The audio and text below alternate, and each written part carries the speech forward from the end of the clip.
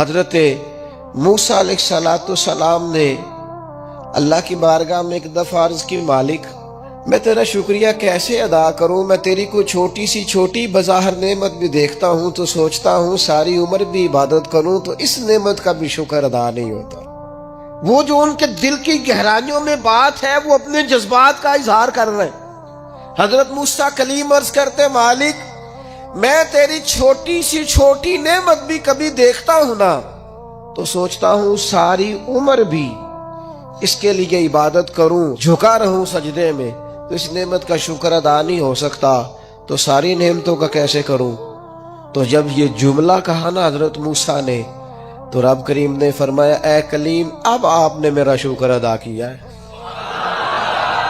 یہ سمجھیں آپ اس پہلو کو، یعنی جب یہ احساس پیدا ہو گیا نا کہ چھوٹی سی چھوٹی نعمت کا بھی شکریہ ادا کرنے کی طاقت ہم میں، فرمایا اب تو نے شکر ادا کیا ہے، اب سمجھ آئی ہے شکر کی۔ او میرے عزیز، جب مزاج شکر والا ہو، طبیعت شکر والی، ہر وقت مالک کا شکر، ہر وقت مالک کا شکر، ہر وقت مالک کا، یہ مزاج کا بھی پیدا۔ حضرت داؤد علیہ السلام نے اللہ کی بارگاہ میں عرض کی، مالک مجھے بتا تو صحیح، ایک نعمت کا شکر ادا کر کے میں اسے دیکھتا ہوں تو ساتھ ہی مجھے دوسری نظر آ جاتی ہے، اس کا شکر ادا کرتا ہوں تو تیسری نظر آ جاتی ہے، تیسری کا شکر ادا کرتا ہوں تو چوتھی۔ تو مالک نعمتیں اتنی زیادہ ہیں، آخر میں شکر کیسے ادا کروں؟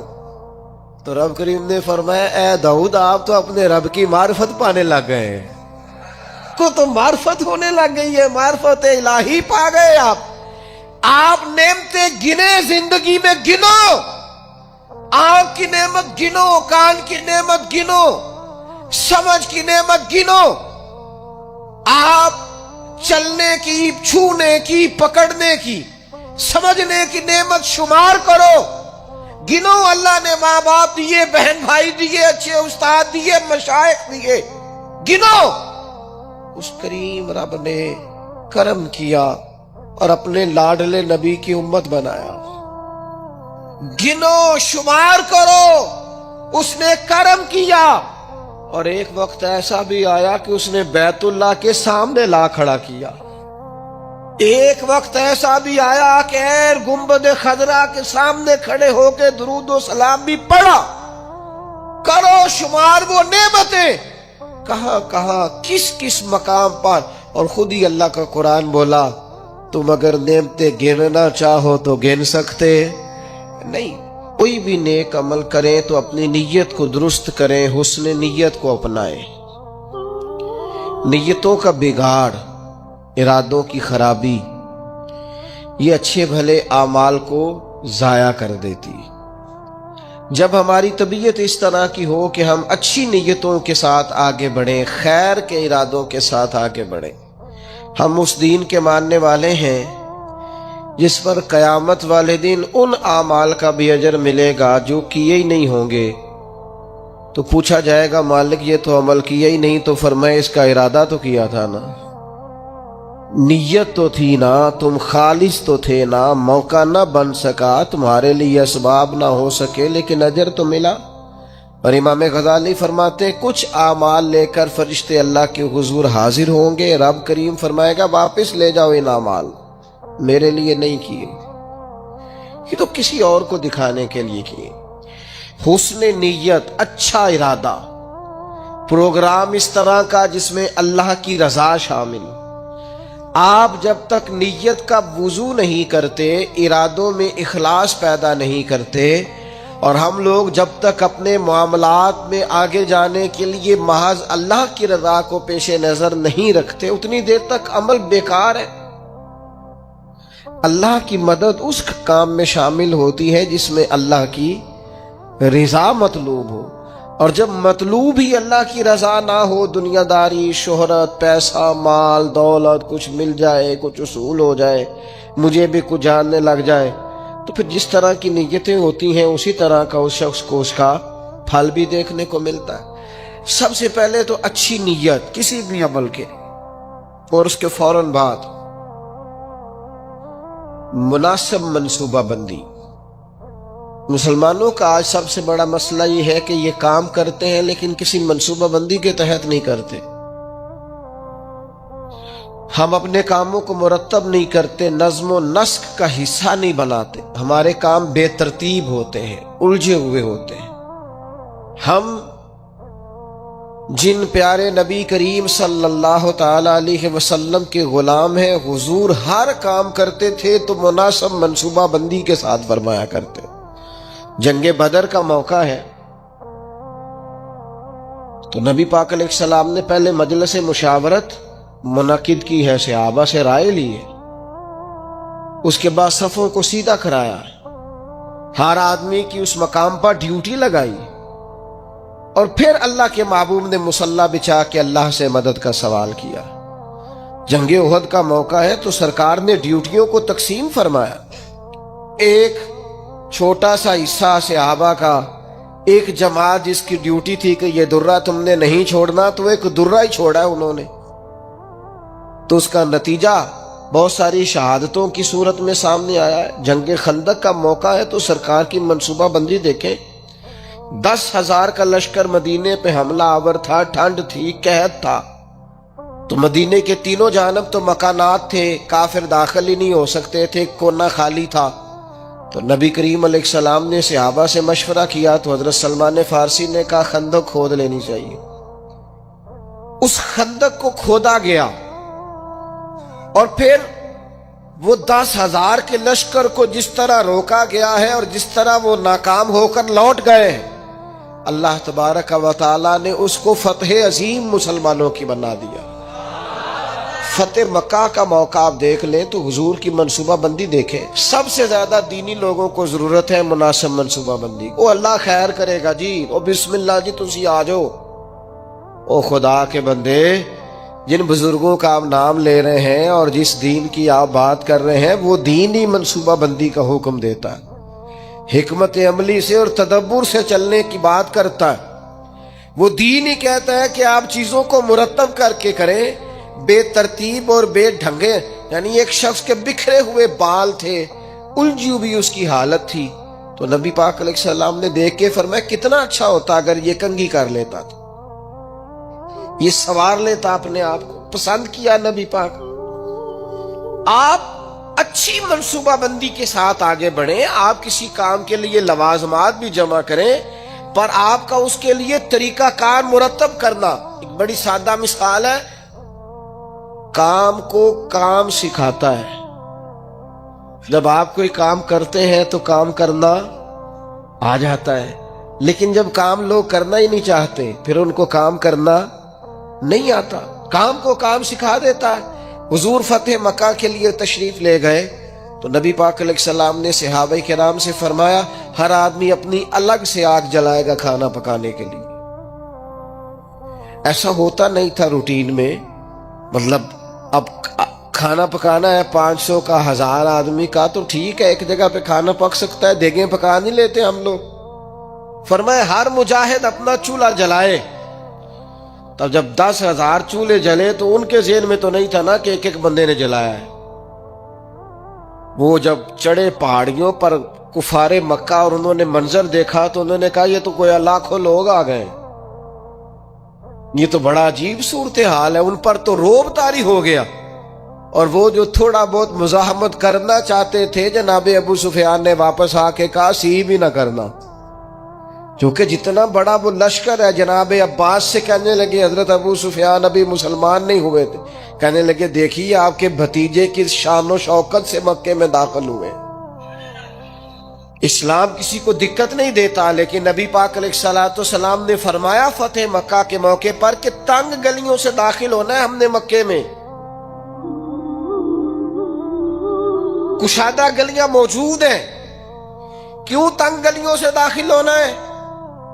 جب تنگ گلیوں سے لشکر گزرتا تھا تو گھوڑا گزرا، دوسرا گزرا، تیسرا گزرا، یہ تو گھنٹوں پتہ نہیں کتنا کوئی لمبا لشکر ہے، ان کو سمجھ ہی نہیں آ رہی تھی. آپ مناسب منصوبہ بندی کریں، آپ کا انداز خوبصورت ہو، آپ بہترین طرز کے ساتھ کام کریں، پھر آپ کو اندازہ ہوگا کام کیسے کرنا ہے. ہمیں نہ لوگ کام نہیں کرنے دیتے. لوگ پتہ کیا کہتے ہیں، او بسم اللہ پڑھو جی اللہ خیر کرے گا، او بھائی اللہ تو خیر کرے گا، پر رب کریم نے بھی تو اصول دیے ہیں نا، سارے جانوروں کی قربانی نہیں ہوتی، جانور بھی مخصوص ہوگا، اس کی عمر بھی مخصوص ہوگی، وقت بھی مخصوص ہوگا، ایام بھی مخصوص ہوں گے، طریقہ کار ہوگا۔ آپ بے ترتیب جب کام کرتے ہیں تو اس میں الجھاؤ پیدا ہوتے ہیں۔ مناسب منصوبہ بندی، ایک اچھی ترتیب، ایک منظم۔ میں شروع میں جب ہم نے محفلوں کا آغاز کیا تو میں نے دعا کا ٹائم لکھنا شروع کیا، اتنے بجے دعا ہو جائے گی، تو لوگ مجھے کہنے لگے آپ عجیب آدمی ہیں، اتنے بجے دعا ہو جائے گی، یہ کیسے ہو سکتا ہے، لوگ تو آتے ہی نہیں۔ صرف 2 دفعہ ایسا ہوا ہے، زیادہ نہیں، کہ دعا کے بعد لوگ آئے اور انہوں نے کہا محفل ختم بھی ہو گئی۔ 2 دفعہ، پھر ان کو پتہ چل گیا کہ یہ واقعی ختم کر دیتے ہیں، پھر ٹائم پہ آنے لگ گئے۔ کوئی لمبی محنت نہیں کرنی پڑی، کوئی ہمیں زیادہ نہیں وہ کرنا، کچھ بھی نہیں، کوئی ہمیں زیادہ اس میں دشواری نہیں ہوئی۔ آپ نظم بنائے، نظم۔ میں جن محافل میں شرکت کرتا ہوں دوستوں کو پتہ ہے یہ ٹائم پہ آتا ہے، اور وہ تیار ہوتے ہیں، لوگ بھی ذہنی طور پر تیار ہوتے ہیں۔ آپ منصوبہ بندی بنائیں کسی چیز کی، آپ اس منصوبے کے مطابق چلیں، چیزیں ٹھیک ہو جاتی ہیں۔ لیکن ہمارے ہاں نظم ہی نہیں ہے، منصوبہ بندی نہیں، کسی کام کو کرنے کا کوئی طریقہ نہیں ہم وضع کرتے، ہماری ترتیب نہیں ہے، جب تک کام مرتب نہیں ہے۔ یہ ہمارے حکیم الامت مفتی احمد یار خان صاحب نعیمی، مفتی صاحب رحمۃ اللہ علیہ نے قرآن مجید کے ایک پارے کی ایک تفسیر ایک جلد میں لکھی ہے، ایک پارہ اور ایک جلد پڑھایا ہے، پڑھا ہے، مشکات کی شرح کی۔ کسی نے ان سے کہا اتنا کچھ لکھا ہے آپ نے، پڑھا نہیں جا سکتا؟ تو فرمانے لگے صرف ایک کام کیا ہے میں نے، اپنے ٹائم کو مرتب کیا ہے۔ مفتی صاحب 1 بجے جمعے کی تقریر شروع کرتے تھے، اور جب وہ الحمدللہ سپیکر میں کہتے تھے لوگ اپنی گھڑیاں ٹھیک کرتے تھے کہ 1 پورا بج گیا ہے۔ ہم کوئی ترتیب ہی نہیں، وقت کا ضیاع ہے۔ 2-4 چیزیں ایسی ہیں جن پر بالکل فوکس ہے لوگوں کا، وقت کو ضائع کرے، کوئی ترتیب نہیں۔ تو مناسب منصوبہ بندی۔ تیسری بات، اچھی نیت، مناسب منصوبہ بندی، اور تیسری بات سچی لگن۔ جب تک آپ میں لگن نہیں ہوتی، آپ تھوڑی دیر کام کر کے اکتا جاتے ہیں، مسلسل نہیں کر پاتے۔ یہ طلب جب پیدا ہوتی ہے، یہ لگن جب پیدا ہوتی ہے، پھر کام ہوتا ہے۔ آپ کے اندر لگن ہی نہیں ہے تو کام کیسے ہوگا؟ وہ تڑپ ہی نہیں ہے، کچھ کرنا ہی نہیں چاہتے، مزاج ہی نہیں ہے، کیسے کام ہوگا؟ کام ہو جاتا ہے، صرف اس کے لیے آپ مسلسل محنت کریں، مسلسل۔ پتھر پہ پانی پڑے متصل تو بے شبہ گھس جائے پتھر کی سیل۔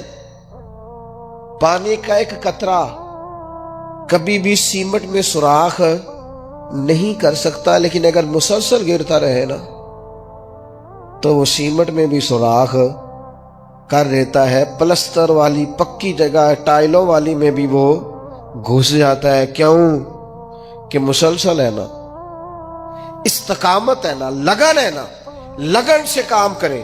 وہ بہت سارے دوست آ کے مجھ سے کہتے ہیں میں بڑے ہی کام کیتے نے کوئی کامیاب نہیں ہویا۔ میں کہا بڑے چھڑ دے تو ایک ہی کار، انہوں 4 دن چاج نال کار ٹھیک ہو جائے گا۔ تو بڑے کرنے کے چکر میں کوئی بھی نہیں ہوتا۔ ایک کریں، لگن سے کریں، محنت سے کریں، جدوجہد سے کریں، اپنی ساری صلاحیتیں لگا دیں، آپ اس کے اندر پورے طور پر لگ جائیں، آپ مضبوط ہو جائیں گے، آپ کے اندر توانائی آ جائے گی۔ تو ایک تو اچھی نیت، مناسب منصوبہ بندی، اور پھر اس کے بعد لگن، اور پھر چوتھی بات کہ آپ اس کام کو جب آپ نے کر لیا، وہ پایا تکمیل تک پہنچ گیا، اب آپ نے کہنا ہے میں نے نہیں کیا، یہ میرے رب کریم نے کیا ہے۔ اب آپ کی طبیعت کا شکر، آپ کے مزاج کا ٹھہراؤ، اب آپ کے اندر کی عاجزی، یعنی نبی پاک علیہ السلام 10,000 کا لشکر لے کر مدینہ طیبہ میں داخل تو ہو گئے،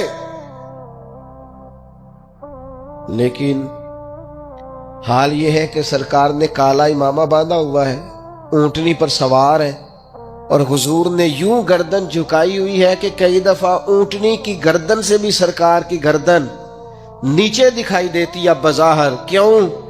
کہ سرکار نے اپنا سر اپنے رب کی بارگاہ میں جھکا دیا کہ جو کچھ ہے مالک کا ہے۔ نیت بھی آپ کی ٹھیک تھی، منصوبہ بندی بھی آپ نے کی، اور پھر اس پر لگن بھی آپ کی تھی، پر جو نتیجہ نکلے گا اس میں آپ شکر اللہ کا ادا کریں گے، اور جب تک آپ اللہ کا شکر ادا نہیں کریں گے اتنی دیر تک محسوس نہیں ہوگا کہ آپ کی توجہ اللہ کی جانب ہے۔ قرآن مجید نے کہا لَئِن شَكَرْتُمْ لَأَزِيدَنَّكُمْ، اگر کرو گے نہ شکر تو میں نعمتوں میں اضافہ کر دوں گا۔ وَلَئِن كَفَرْتُمْ إِنَّ عَذَابِي لَشَدِيدٌ، اور اگر کفران نعمت کرو گے تو پھر میرا عذاب بھی بڑا سخت ہے۔ شکر کا مزاج ہو۔ حضور علیہ السلام نے فرمایا قیامت والے دن کہا جائے گا وہ حمد کرنے والے کہاں ہیں؟ تو کہ 70,000 بندہ کھڑا ہوگا تو رب فرمائے گا ان سے حساب نہیں لینا، انہیں بغیر حساب کتاب جنت میں بھیجنا ہے۔ مالک یہ حمد کرنے والے کون ہیں؟ فرمایا یہ وہ ہیں جو ہر حال میں اپنے رب کا شکر ہی ادا کرتے۔ طبیعت پھر شکر والی ہو، مزاج اپنے رب کے حضور جھکنے والا ہو، یعنی نعمت ملنے پر یہ خیال نہ ہو کہ جناب یہ میری محنت کا نتیجہ ہے، آخر میں انسان کہے یہ میرے رب نے فضل کیا ہے اور مجھے عطا فرمایا ہے۔ حضرت نعمان بن بشیر رضی اللہ تعالیٰ عنہ بیان کرتے ہیں کہ نبی پاک علیہ السلام نے فرمایا نعمت کا اظہار کرنا شکر ہے، اور نعمت کو بیان نہ کرنا یہ ناشکری ہے۔ آج آپ دیکھ لیں، غریب تو بتاتا ہے میں غریب ہوں، کبھی امیر نے بھی بتایا میرے پاس کتنے پیسے ہیں۔ حالات خراب ہونے پر تو لوگ اظہار کرتے ہیں، صحیح ہونے پر بھی کرتے ہیں۔ ہماری طبیعت کا تقاضا ہی نہیں ہے، بیان نعمت ہے ہی نہیں، بلکہ قرآن مجید نے یہ شکوہ کیا ہے کہ جب انسان کو تکلیف پہنچتی ہے تو رب کو یاد کرتا ہے، اور جب آسانی ہو جاتی ہے تو سب سے پہلے مالک کو بھولتا ہے۔ اللہ کی بارگاہ کا شکر، او گن تو صحیح یار کبھی نعمتیں خدا کی کتنی زیادہ، ہر وقت تیری طبیعت جھکی رہے گی اپنے مالک کی بارگاہ۔ اور پھر یہ جو شکریہ ہے نا، یہ فطرت ہے، فطرت۔ جب آپ شکر گزار ہوتے ہیں تو اس کا مطلب ہے آپ فطرتاً ایک خوبصورت انسان ہے۔ آپ نے کبھی جانور دیکھا ہے وہ بھی شکر ادا کرتا ہے؟ کاٹنے والا جانور بھی ہو تو وہ اپنے مالک کو نہیں کاٹتا، کیوں؟ کہ وہ کہتا ہے یہ مجھے چارہ کھلاتا ہے، یہ مجھے پانی پلاتا ہے، یہ دھوپ چھاؤں میں میرا خیال رکھتا ہے۔ یعنی آپ کا پالتو جانور کاٹنے والا بھی ہو اور آپ اس کا زخم بھی صاف کر رہے ہو تو وہ آپ کو کاٹتا، یعنی جانور بھی کہتا ہے کہ یہ میرا محسن ہے، اور وہ محسن کا شکریہ ادا کرتا ہے۔ شکریہ ادا کرنا تو فطرت ہے۔ نبی پاک علیہ السلام نے فرمایا جس نے لوگوں کا شکریہ ادا نہیں کیا اس نے اللہ کا بھی کوئی نہیں کرنا۔ مزاج تشکر والا رکھنا، یعنی قرآن مجید نے کہا، رب فرماتا ہے میرا بھی شکر ادا کرو اور اپنے والدین کا بھی شکریہ ادا کرو۔ جو دعا سکھائی ہے وہ دعا بھی شکریہ والی ہے۔ وَقُلْ رَبِّ ارْحَمْهُمَا كَمَا رَبَّيَانِي صَغِيرًا، یا اللہ ان دونوں پہ رحم فرما، جب میں چھوٹا تھا تو انہوں نے میری پرورش کی تھی۔ یعنی یہ دعا بھی شکر کے طور پر ہے کہ مالک انہوں نے مہربانی بڑی کی ہے۔ شکر فطرت ہے۔ اگر آپ شکر گزار نہیں ہیں، مزاج آپ کا شکریہ والا نہیں ہے، یہاں نا بڑا مشکل آگے ہو گیا ہے لوگوں کے لیے۔ تشکر نہیں، طبیعتوں وفاداری نہیں، مزاج نہیں۔ میرے بھائی شکر کی طبیعت، شکر کا مزاج، آپ مزاج شکر والا پیدا کریں، طبیعت شکر والی، میں نے زندگی میں صرف ایک ہی چیز محسوس کی ہے کہ یار جتنی نعمتیں ہم ان کا شکر ادا کرنے کی طاقت ہی نہیں رکھتے. مزید کا سوال تو تب کرے نا کس منہ سے مزید مانگے، جو ہے ان کا شکر ہی نہیں ادا ہو پا رہا، شکریہ ہی نہیں ادا کر پاتے.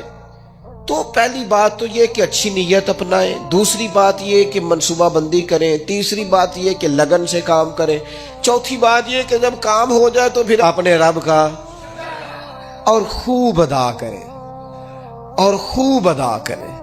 اور اپنے دل کو پورے طور پر تیار کریں اور ذہن سازی کریں اپنی کہ میں نے اپنے مالک کا شکر ادا کرنا ہے، اور اس کے لیے کوشش کریں. آپ دیکھیں ہمارے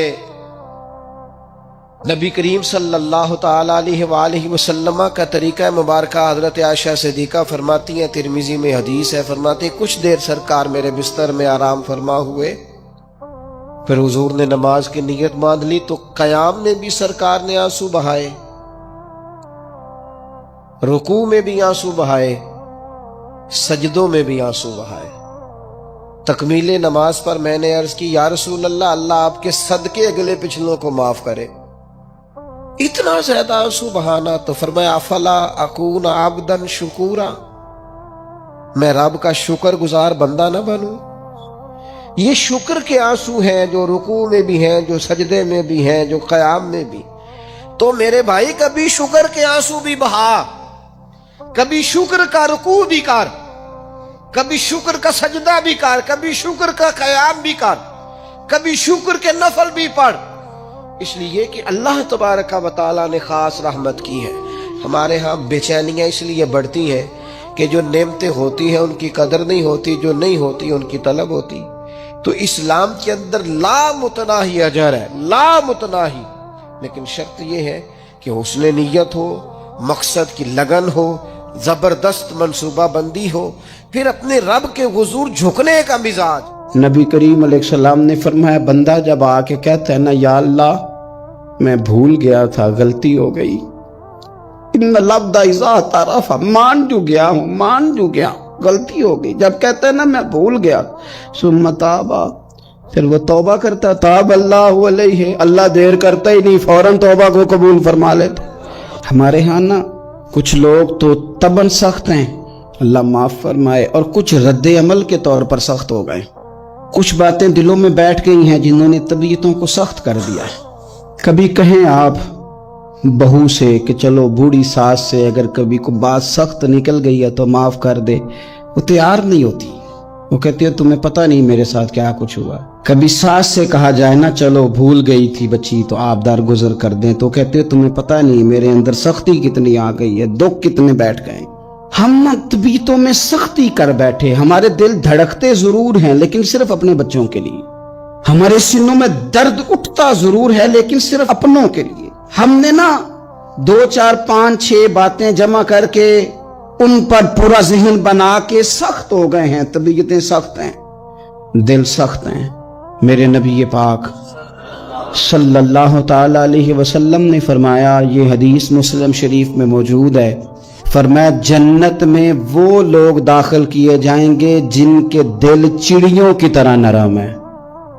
نرم دل کے لوگ، معاف کر دینے والے، جلدی مان جانے والے. ایک صاحب تھے اپنے بھائی سے ناراض ہو گئے اور انہوں نے رشتے سے انکار کر دیا. پہلے ان کے بیٹے کی وہیں پہ نسبت تھی، انکار کر دیا.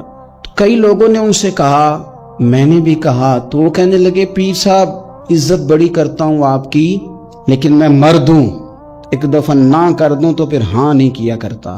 تو میں نے اس صاحب سے کہا، میں نے کہا یوں نہ کر، اگر صبح قیامت تیرے بارے میں کوئی سخت فیصلہ آ جائے اور رب کو منانا ہو کسی مقام پر تو کیا کہے گا؟ بہانے بنا بنا کے ہم سخت ہو گئے، دل اتنے سخت پتھر کر لیے، میں فلاں ہوتا ہوں جی، میں نہیں دوبارہ کسی کی سنتا. اور خدا کے بندو، میرے نبی پاک علیہ السلام نے فرمایا مومن تو اس طرح ہوتا ہے جس طرح اونٹ کے ناک میں نکیل ہوتی ہے، بٹھا دو تو بیٹھ گیا، اٹھ جاؤ تو اٹھ گیا. اور حضور نے فرمایا وہ لوگ جو بہت بد اخلاق ہیں، جھگڑالو ہیں، فسادی ہیں، سخت دل ہیں، وہ لوگ جنت میں نہیں جائیں گے. جو جھگڑے کرتے پھرتے ہیں، جھگڑالو لوگ ہیں، عزیز دوستو، اپنی زندگی کے اندر طبیعت میں نرمی، اگر طبیعت نرم ہو گئی نا جی، مزاج میں نرمی آ گئی، تو پھر آپ محسوس کریں گے کہ آپ معاف کرتے بھی جلدی ہیں اور معافی دیتے بھی جلدی ہیں. پھر آپ کے تعلقات بچیں گے، آپ کی نسبتیں بچیں گی، آپ کے بہت سارے رشتوں میں قربت آئے گی، ٹوٹیں گے نہیں. ایک تو دل نرم کریں، کسی شخص کے بارے میں دل میں کوئی بات ہے تو اسے معاف کریں اور معافی دیں. کچھ لوگ بالکل ٹھیک ٹھاک ہوتے ہیں، کوئی ناراضگی نہیں ہوتی، لیکن آپ نے بچی کی شادی کا کارڈ دیا نہیں تو فوراً ناراض ہو جاتے، اور پھر آپ سمجھا رہے ہیں، قائل کر رہے ہیں، وہ تیار ہی نہیں ہے قائل ہونے کو. سنو اور اس حدیث کو یاد رکھنا. نبی پاک صلی اللہ تعالی علیہ وسلم نے فرمایا، جس کے پاس اس کا بھائی عذر لایا، بھائی معافی مانگنے آیا اور پھر اس نے معاف نہ کیا، اللہ کے حبیب فرماتے میرے حوض کوثر پہ نہ آئے. تو سخت ہو کے بیٹھ گیا ہے، تو کہتا ہے میرے سے پہلے سنے، میں آپ کو بتاؤں اس نے میرے ساتھ کیا کیا. اور ٹھہر جا، اگر حساب کتاب کے بعد معافی والا اصول رکھ لیا جائے کہ پہلے حساب کتاب ہوگا، غلطیوں کا مداوع ہوگا، پھر معافی ہوگی، تو یہی حساب اگر رب کریم بندوں کے ساتھ کرے تو پھر میں اور آپ کدھر جائیں گے. تو اس سادی بات پہ آ جاؤ نا، تو 2 جملوں میں حضور نے سمجھائی ہے. فرمایا تم رب کے بندوں کو معاف کر دو، اللہ تمہیں معاف کر دے گا. ہمیں پتہ ہوتا ہے ہم سے کون ناراض ہے، ہمیں خبر ہوتی ہے ہم نے کس کو تکلیف دی، ہمیں پتہ ہوتا ہے کس نے ہمارے لہجوں سے پریشانی پائی ہے، کون ہے جو ہماری وجہ سے اذیت کا شکار ہے، تو اس سے جا کے معافی مانگے. تو یہ چیزیں معافی کا سبب بن جائیں گی. یہ جو ہمارے زیادہ قریبی لوگ ہوتے ہیں نا، ان کا حق بھی شریعت نے زیادہ رکھا ہے، اور یہ بعضوں کا تکلیف بھی زیادہ دیتے ہیں. لیکن میرے عزیز ایک بات سمجھ لیں اچھی طرح سے اور اپنے دل میں بٹھا لیں، میں نے درجنوں بار کہی ہے، پھر کہتا ہوں، اللہ تعالیٰ نے جو خاندان میرے لیے پسند کیا ہے نا، مالک نے مجھے وہاں پیدا کیا ہے. تو جو چچا اللہ نے میرے لیے پسند کیا ہے وہ مجھے بھی پسند ہونا چاہیے، اور جو ماموں اللہ نے میرے لیے پسند کیا ہے وہ مجھے بھی پسند ہونا چاہیے. انسانوں کے اندر کمزوریاں بھی ہوتی ہیں، خوبیاں بھی ہوتی ہیں، لیکن ہمارا یہ مسئلہ بن جاتا ہے کہ ہم نہ صرف کمزوریوں کو ڈسکس کرتے ہیں، خوبیوں کا تذکرہ کرتے ہی نہیں. اپنے مزاج کے اندر اس بات کو آپ نے پیدا کرنا ہے. آج ایک اور ارادہ بھی کریں، ایک اور اپنے ذہن کے اندر بات بھی زیادہ شوق کے ساتھ پیدا کریں. آپ یہ کوشش کریں کہ اپنی صلاحیتوں کو دیکھیں کہ آپ میں کیا خوبی ہے، بولنے کی ہے، لکھنے کی ہے، مال خرچ کرنے کی ہے، کسی کو پیغام دینے کی ہے. مسجد نبوی شریف میں ایک بی بی صرف جھاڑو خالی دیتی تھی، بیمار ہو گئی تو سرکار تیمارداری کرنے گئے، اور صحابہ نے حضور کو اطلاع دیے بغیر تدفین کر دی، جنازہ پڑھا دیا، تو حضور نے قبر پہ کھڑے ہو کے دوبارہ جنازہ پڑھایا. اپنے وجود کو بیکار نہیں رکھنا، اس سے کوئی کام لیں. نبی پاک صلی اللہ تعالی علیہ وسلم نے ارشاد فرمایا، ایک عورت تھی، طوائف تھی، ساری زندگی اس کی گناہوں میں گزری معاذ اللہ. پھر وہ ایک کنویں کے پاس سے گزر رہی تھی، ایک پیاسا کتا اس نے وہاں پیاس سے تڑپتے سسکتے دیکھا، اور پھر اس نے اپنے جوتے کو لٹکا کر اپنے دوپٹے کی مدد سے یا جیسے اس سے ممکن ہو سکا اس نے پانی نکالا، کتے کو پلایا، اللہ نے اس کی بخشش فرما دی. آپ ماشاءاللہ ہزاروں میں لوگ ہیں، آپ نے بڑی جلدی مجھے یہ بتانا ہے، یہ حدیث آپ نے پہلے بھی سنی ہوئی ہے نا؟ میرا خیال ہے کوئی بندہ نہیں رہا جو اس نے نہ سنی ہو. سنی ہوئی ہے نا ہم نے الحمدللہ. اتنے سارے بندے جو یہاں موجود ہیں انہوں نے سنی ہوئی ہے، تو ظاہر ہے امت مسلمہ میں جتنے لوگ ہیں ڈھیر ساروں نے یہ بات سنی ہوگی.